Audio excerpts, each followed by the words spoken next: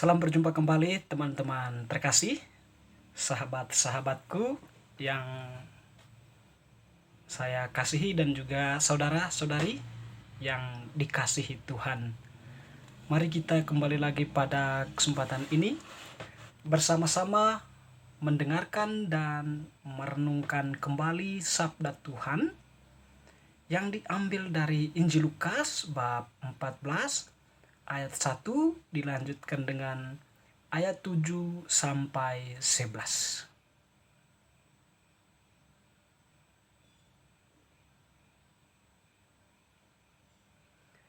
Tempat yang paling utama dan yang paling rendah.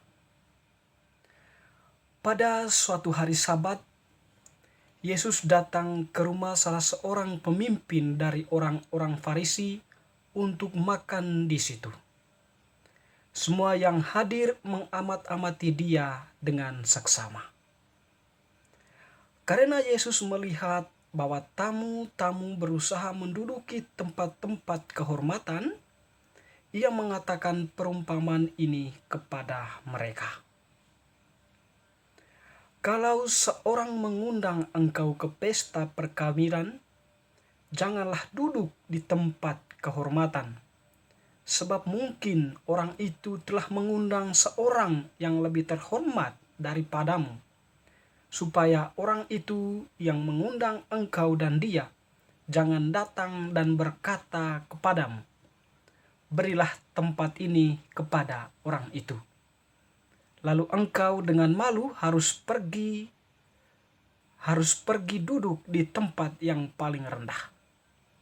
Tetapi apabila engkau diundang, pergilah duduk di tempat yang paling rendah. Mungkin tuan rumah akan datang dan berkata kepadamu, sahabat, silakan duduk di depan. Dan dengan demikian engkau akan menerima hormat di depan mata semua tamu yang lain. Sebab barang siapa meninggikan diri, ia akan direndahkan, dan barang siapa merendahkan diri, ia akan ditinggikan. Demikianlah Injil Tuhan, terpujilah Kristus. Teman-teman, sahabat-sahabatku, dan saudara-saudari yang terkasih dalam Tuhan. Dalam kehidupan nyata atau dalam kehidupan sosial kita, terkadang kita menjumpai ada begitu banyak orang yang merasa diri lebih tinggi dari yang lain. Dia merasa bahwa dia mempunyai kuasa, sehingga dia senantiasa bertindak atau senantiasa menghendaki untuk menduduki tempat terhormat, atau dia menghendaki agar dia selalu mendapatkan yang terbaik. Teman-teman, saudara-saudariku yang terkasih, bacaan pada hari ini sekiranya menggambarkan fenomena sosial kita itu, di mana dalam bacaan tadi kita mendengar bahwa Tuhan Yesus melihat ada begitu banyak orang Farisi yang ketika masuk ke dalam rumah pemimpin orang-orang Farisi itu, mereka mengambil tempat atau menduduki tempat-tempat kehormatan atau duduk paling depan, boleh dikatakan seperti itu. Mungkin tindakan mereka itu didasari atau dilandasi oleh pemikiran mereka bahwa mereka itu adalah orang-orang terhormat, karena mungkin mereka adalah orang yang taat dan patuh pada hukum, atau mereka itu adalah pencinta hukum yang telah ditetapkan, atau mungkin juga mereka menganggap diri adalah pemelihara hukum, dan oleh karena itu mereka mengharapkan atau oleh karena itu mereka membanggakan diri menjadi orang-orang terpandang atau menjadi orang-orang penting dalam kehidupan sosial. Sehingga tidak mengherankan tadi ketika mereka masuk, mereka berusaha menduduki tempat-tempat kehormatan. Tuhan mengkritik apa yang menjadi tindakan mereka itu. Bagi Tuhan Yesus, tindakan mereka itu bukanlah sebuah tindakan yang memang menampilkan adanya suatu makna dari kedudukan itu sendiri, atau menampilkan sisi penting dari kedudukan yang terhormat itu. Tetapi memang Yesus mengkritik mereka karena Yesus tahu bahwa orang-orang Farisi itu adalah orang-orang munafik. Artinya bahwa mereka itu dipandang atau dikenal sebagai orang-orang yang taat dan mencintai hukum di dalam kehidupan sosial mereka. Tetapi dalam kenyataannya, mereka itu adalah orang-orang munafik yang tampak luar mentaati hukum, menghormati hukum, melakukan hukum, tetapi semuanya itu dilakukan dengan suatu motivasi buruk atau motivasi untuk memperoleh keuntungan, motivasi untuk mendapatkan pengakuan, penghargaan dari masyarakat umum. Sehingga Yesus tidak segan-segan mengkritik mereka pada waktu itu. Yesus mengatakan bahwa kalau seorang mengundang engkau ke pesta perkawinan, janganlah duduk di tempat kehormatan, sebab mungkin orang itu telah mengundang seorang yang lebih terhormat daripadamu. Supaya orang itu yang mengundang engkau dan dia jangan datang dan berkata kepadamu, berilah tempat ini kepada orang itu.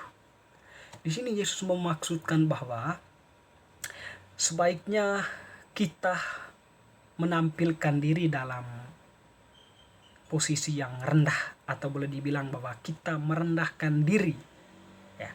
Karena bagi Yesus, orang yang merendahkan diri dia akan ditinggikan, atau orang yang merendahkan diri akan dipandang orang menampilkan suatu makna kemanusiaan atau menampilkan suatu nilai penghormatan atau menampilkan suatu nilai kerendahan hati yang menunjukkan bahwa dirinya itu bukanlah orang munafik atau bukanlah orang yang mencari perhatian, orang yang mencari pengakuan.